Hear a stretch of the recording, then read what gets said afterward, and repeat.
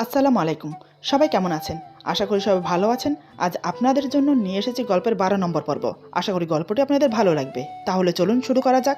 আমি বললাম, "কি রে, কথা বলছিস না কেন? বাসায় তো মুখ দিয়ে খই ফুটছিল, এখন মুখ দিয়ে কথা বের হচ্ছে না কেন?"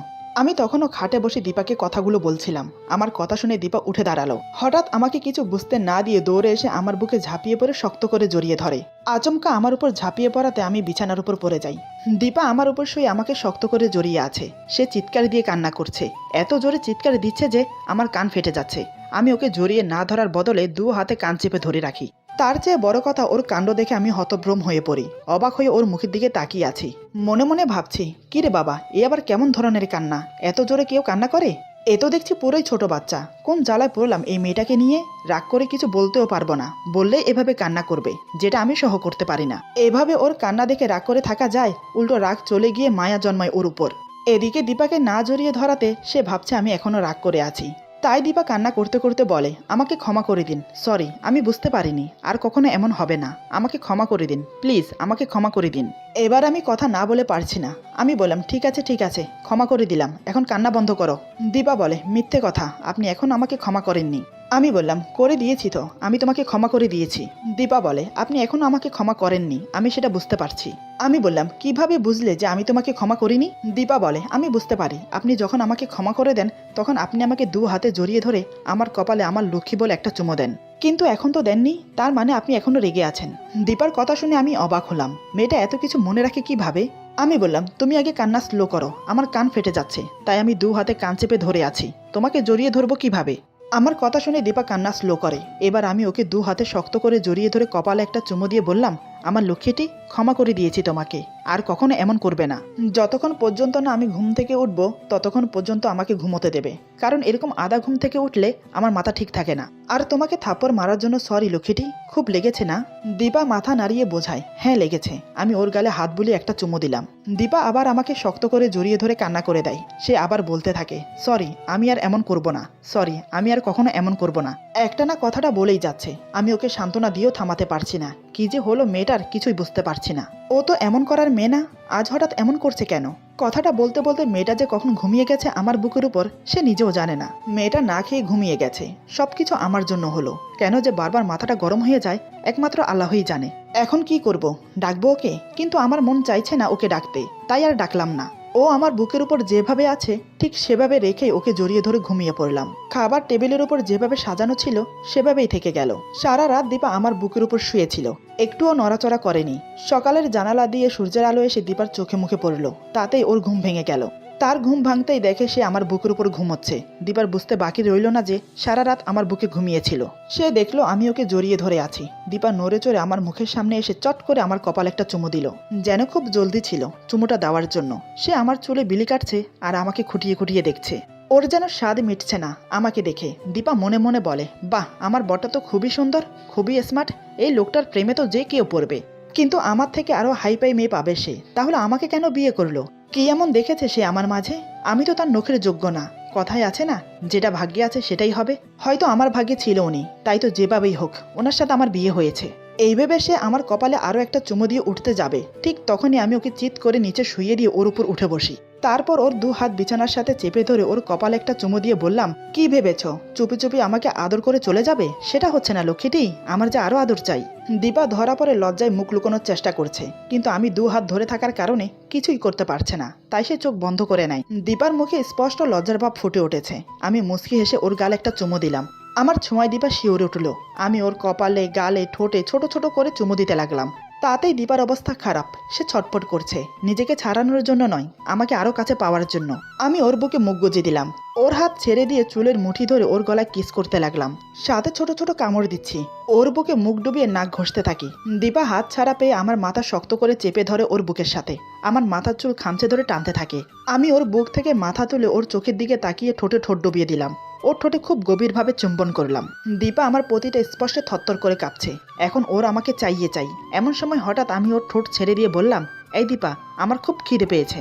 দীপা এতক্ষণ চোখ বন্ধ করেছিল, আমার কথায় চোখ খুলে আমার দিকে তাকায়। তার চোখে কামনার নেশায় স্পষ্ট ফুটে উঠেছে। এটা দেখে আমি মনে মনে হাসছি। আমি মনে মনে বললাম, কি ম্যাডাম, কেমন লাগলো আমার প্রতিশোধ নেওয়া? আমাকে অপমান করা, আমাকে গাড়িতে 4 ঘন্টা বসিয়ে রাখা, মা বোনের সামনে আমাকে হেয় করা, সবকিছুর প্রতিশোধ নিয়ে নিলাম। এমন সময় তোমাকে ছেড়ে দিলে তোমার অবস্থা যে কি হবে সেটা ভেবে আমার হাসি পাচ্ছে। দীপা ফেল করে আমার দিকে তাকিয়ে আছে। আমার কথা যেন তার মাথার উপর দিয়ে গেল। আমি বললাম, কি হলো, অমন করে কি দেখছো? বলছি আমার খিদে পেয়েছে, কিছু খেতে দেবে? এতক্ষণে দীপার সম্বিত ফিরল। দীপা বলে, আপনি না সরলে আমি কিভাবে উঠবো? ওর কথার মাঝে বিরক্তির ভাব ফুটে উঠেছে, কারণ এই অবস্থায় আমি ওকে ছেড়ে দেওয়াতে ওর মোটেও ভালো লাগছে না। আমি দীপার কথা মতো ওর উপর থেকে সরে বসলাম। দীপা উঠে আমাকে বলে, আপনি ফ্রেশ হয়ে আসুন, আমি নাস্তা দিচ্ছি। আমি দীপার কথা মতো ফ্রেশ হতে চলে গেলাম। মনে মনে ভাবছি, আজ বেশ জব্দ করেছি। আমাকে অপমান করো না, এখন দেখো কেমন মজা লাগে। এদিকে দীপা রান্নাঘরে গিয়ে জিনিসপত্র জোরে জোরে এদিক ওদিক নাড়াচাড়া করছে। আমার উপরের রাগটা জিনিসের উপর উঠাচ্ছে। না পারছে আমাকে কিছু বলতে, না পারছে আমার অপমান সহ করতে। দীপা রাগে গজগজ করতে করতে বলে, কি ভাবে নিজেকে খুব চালাক, এত কাছে কেউ এসে কাউকে ছেড়ে দেয়? উফ, কি সুন্দর মোমেন্টে বলে কিনা আমার খিদে পেয়েছে। এখন ইচ্ছে করছে চেপে ধরে মুখে ঠুসে ঠুসে খাবার ঢুকিয়ে দেই। বজ্জাত লোক একটা, 1 নম্বরের খাচ্চর। নিজের ইচ্ছায় কাছে টানে, আবার নিজের ইচ্ছায় ছেড়ে দেয়। আজকের পর থেকে আপনার আদরে আমি আর সায় দেব না। এভাবে বকবক করতে করতে আমার জন্য নাস্তা বানায়। নাস্তা টেবিলে সাজিয়ে আমাকে ডাকতে আসে। দীপা বলে, নাস্তা খেতে আসুন। আমি কিছু না বলে নাস্তা খেতে চলে গেলাম। আমি চেয়ার টেনে বসলাম, কিন্তু দীপা দাঁড়িয়ে আছে। আমি বললাম, কি হলো, দাঁড়িয়ে আছো কেন, বসো। দীপা বলে, আমি এখন খাবো না, পরে খাবো। আমি ওর হাত ধরে টেনে চেয়ারে বসিয়ে দিলাম। তারপর প্লেটে নাস্তা দিয়ে বললাম, খেয়ে নাও, পরে একা খেতে ভালো লাগবে না। আমি জানি দীপা আমার উপর রেগে আছে সকালের ব্যাপারটা নিয়ে। তারপরও সে কিছু বলল না, চুপচাপ বসে নাস্তা করে নিল। আমি নাস্তা শেষ করে রুমের দিকে আসছিলাম, ঠিক তখনই দীপা পেছন থেকে ডেকে বলে, আজকে তো হসপিটালে যেতে হবে, ডাক্তার বলেছিল চেক আপ করিয়ে আসতে। এখন রেডি হয়ে নিন, হসপিটালে যেতে হবে। আমি বললাম, এখন কোথাও যেতে ইচ্ছে করছে না, বিকেলে যাব। এই বলে রুমে চলে এলাম। সারাদিন মান অভিমানে সময়টা কাটে। বিকেলের দিকে রেডি হয়ে দীপাকে নিয়ে হসপিটালে গেলাম। হসপিটালে পৌঁছতে পৌঁছতে বিকাল 5:30 বেজে গেল। দীপাকে নিয়ে ডাক্তারের চেম্বারে গেলাম। ডাক্তার ওমর আমাদেরকে দেখে একগাল হেসে বলে, আরে তোমরা এসো এসো, এখানে বসো। আমি ডাক্তারকে সালাম দিয়ে চেয়ার টেনে বসলাম। দীপা বলে, আপনি এখানে বসুন, আমি একটু বাহির থেকে আসছি। এই বলে সে বেরিয়ে গেল। এই হসপিটালের সবকিছু ওর চেনা, তাই আমি কোনো আপত্তি করলাম না। হয়তো এখানে থাকতে অস্বস্তি হচ্ছে ওর, তাই ও বেরিয়ে যেতে চাইছে। ডক্টর ওমর আমাকে চেক আপ করে বলে, না আর কোনো ভয় নেই, এখন তুমি সম্পূর্ণ সুস্থ। আমি বললাম, অসংখ্য ধন্যবাদ আঙ্কেল। ডক্টর ওমর বলে, এখানে ধন্যবাদ জানানোর কি আছে, আমি তো আমার কাজ করেছি শুধু। তবে তুমি যেটা করেছো দীপার জন্য, সেটা সত্যি ভালো কাজ করেছো। আজকাল তোমার মতো ছেলে হয় না, মেয়েটা অনেক গরিব, ওকে সাহায্য করে তুমি কোনো ভুল করনি। আমি বললাম, একে অপরকে সাহায্য করবে, এটাই তো নিয়ম। আমি দীপাকে সাহায্য না করলে হয়তো অন্য কেউ সাহায্য করতো। ডক্টর ওমর বলে, তারপরও এতগুলো টাকা দিয়ে কেউ কাউকে সাহায্য করে না। ওর ভাইয়ের সম্পূর্ণ খরচ তুমি উঠিয়েছো। আজকাল তো লোক 500-1000 দিয়ে কতবার বলে, কিন্তু তুমি নিজেকে গোপন রেখেছো, সেটাই সবচেয়ে বড় কথা। এটাকেই উপকৃত সাহায্য বলে। এদিকে আমাদের খেয়াল ছিল না, দীপা দরজার কাছে পর্দার আড়ালে দাঁড়িয়ে সব শুনছে। ডক্টরের কথা শেষ না হতে দীপা পর্দার আড়াল থেকে বেরিয়ে বলে, আপনি কি আমাকে দয়া দেখাচ্ছেন? কেন বলুন তো, আপনি আমার সাথে এরকম করছেন কেন? আমি কি কোনো ভুল করেছি, নাকি কোনো অপরাধ করেছি, যার কারণে আপনি সবসময় আমাকে সাহায্য করার নামে ক্ষতি করছেন? দীপাকে দেখে আমি আর ডাক্তার দুজনেই অবাক, দুজনে হতভ্রম হয়ে ওর দিকে তাকিয়ে আছি। দীপা যে সব শুনে ফেলেছে সেটা আমার বুঝতে বাকি রইল না। দীপা খুব জোরে জোরে কান্না করছে। সে মনে করছে আমি তাকে সাহায্য করিনি, অপমান করেছি। আসলে আমরা ভুলে যাই, গরিব মানুষেরা সহজে কারোর সাহায্য প্রার্থী হতে চায় না, তাদের আত্মসম্মানটা একটু বেশি। দীপাও সেই ধাতের। দীপা বলে, প্লিজ বলুন না, কি এমন করেছি যার জন্য আপনি আমার সাথে এরকম করলেন, আমাকে এত দয়া দেখালেন? এই বলে দীপা জোরে জোরে কান্না করতে লাগলো। আমি বললাম, প্লিজ দীপা, এরকম করো না, আমি তোমাকে পরে সব বুঝিয়ে বলবো, প্লিজ চুপ করে যাও, এটা হসপিটাল, এখানে কোনো সিন ক্রিয়েট করো না। দীপা চেঁচিয়ে বলে, আপনি আমার প্রশ্নের উত্তর দিন, আপনি কেন আমাকে এভাবে দয়া দেখাচ্ছেন, কেন আমাকে এত স্বপ্ন দেখাচ্ছেন?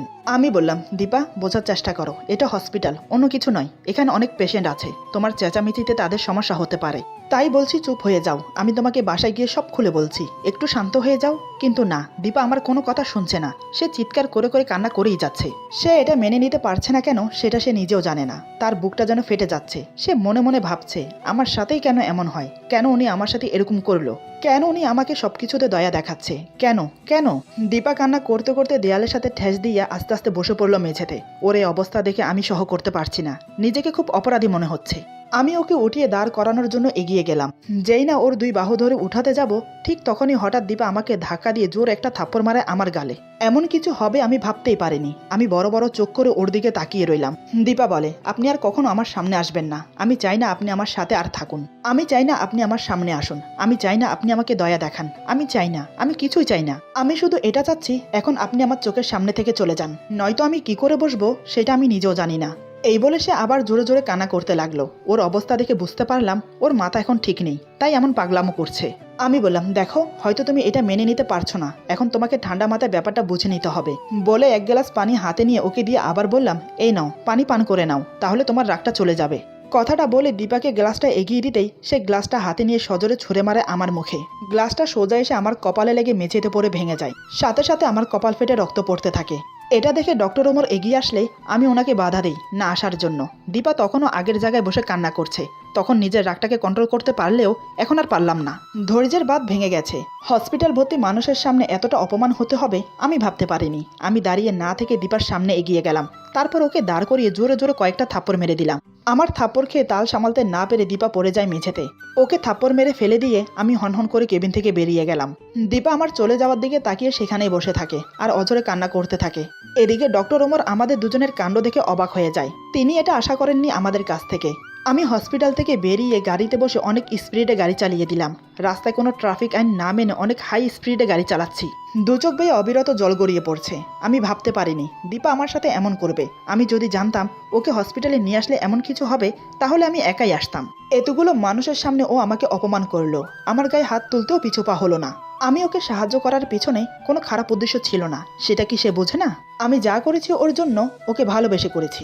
দীপাকে যে আমি বড্ড বেশি ভালোবেসে ফেলেছি। ওকে ছাড়া এক মুহূর্ত থাকা আমার পক্ষে সম্ভব না। কেন বোঝে না ও আমাকে? কেন বুঝতে চায় না আমি ওর কাছে কি চাই? এসব নানান কথা ভাবছি আর অনেক স্পিডে গাড়ি চালাচ্ছি। হাতের উল্টো পিঠ দিয়ে চোখের পানি মুছছি অবিরত। গাড়ি যে কোনো সময় অ্যাক্সিডেন্ট হতে পারে, সেদিকে আমার কোনো হুঁশ নেই। হঠাৎ আমি গাড়ির লুকিং গ্লাসে দেখলাম একটা গাড়ি অনেকক্ষণ থেকে আমাকে ফলো করছে। সে বিষয়ে আমি কিছুই জানতাম না। আজ কি ঘটতে চলেছে আমার সাথে? গাড়িটা খুব স্পিডে চলছে, যে কোনো সময় আমাকে ওভারটেক করবে। অনেকক্ষণ পর গাড়িটা আমার গাড়িকে ক্রস করে আমার গাড়ির সামনে এসে দাঁড়ালো, যার ফলে আমি অনেক দ্রুত ব্রেক করতে গিয়ে মাথায় বাড়ি লাগে আর সাথে সাথে গাড়িটা উল্টে যায়। আমার তেমন চোট লাগেনি, তবে সামনে দাঁড়িয়ে থাকা গাড়ি থেকে সেদিনের মেয়ে দুটি নেমে এলো, যে মেয়েদেরকে আমি হসপিটালের সামনে থাপ্পড় মেরেছিলাম। মেয়ে দুটির সাথে আরো কয়েকজন ছেলে আছে। ছেলেগুলির হাতে হকি স্টিক, কারো হাতে ছুরি, আবার কারো হাতে পিস্তলও আছে। এদিকে ছেলে মেয়েগুলো আমার সামনে এসে দাঁড়ায়। একম মেয়ে বলে, কিরে কুত্তার বাচ্চা, সেদিন তো অনেক বকবক করলি, সেদিন তোকে পুঁতে ফেলতে পারতাম, কিন্তু তখন মজা পেতাম না। এখন তোকে ইচ্ছে মতো মারবো, অনেক মজা করব তোকে মেরে।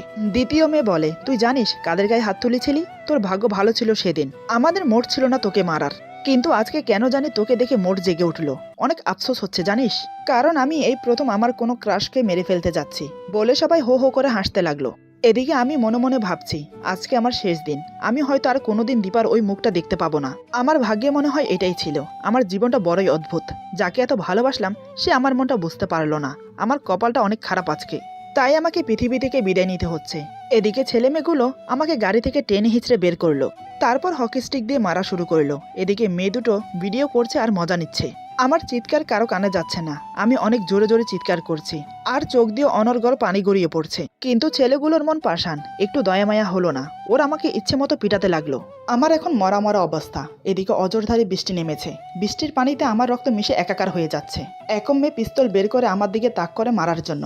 দ্বিতীয় মেয়ে বলে, ওকে ছেড়ে দে, জানে মারার কোনো প্রয়োজন নেই, পরে না হলে পুলিশ কেস হবে, শুধু শুধু ঝামেলা বাড়িয়ে কি লাভ, এমনি মরা মরা অবস্থা, এখানে পড়ে থাকলে যে কোনো সময় মারা যাবে, চল চলে যাই। এরপর ওরা আমাকে আরো কয়েকটা লাথি মেরে চলে গেল। এদিকে আমি রক্তাক্ত অবস্থায় পড়ে আছি রাস্তায়। নড়াচড়া করার মতো কোনো ক্ষমতা আমার নেই। বারবার চোখের উপর মা, বাবা, ছোট বোন আর দীপার মুখটা ভাসছে। ওদেরকে মনে হয় শেষ দেখা দেখতে পারবো না। দু চোখ বুজে আসছে আমার। অনেক চেষ্টা করছি খোলা রাখতে, কিন্তু পারছি না। পুরো শরীর অসাড় হয়ে আসছে। ধীরে ধীরে দম যেন ফুরিয়ে আসছে আমার। চোখ বন্ধ করার আগ মুহূর্তে দূরে ছোট ছোট দুটো আলো দেখতে পেলাম। মনে হচ্ছে একটা গাড়ি এদিকেই আসছে। আর পারলাম না কিছু দেখতে। দু চোখ বন্ধ হয়ে এলো আমার। ওইদিকে দীপা কান্না করতে করতে ওখানেই অজ্ঞান হয়ে পড়ে আছে। নার্স এসে দীপাকে ওই অবস্থায় দেখে জোরে চিৎকার করে ওঠে। নার্সের চিৎকার শুনে আরো কয়েকজন ডাক্তার সহ নার্স কেবিনে প্রবেশ করে।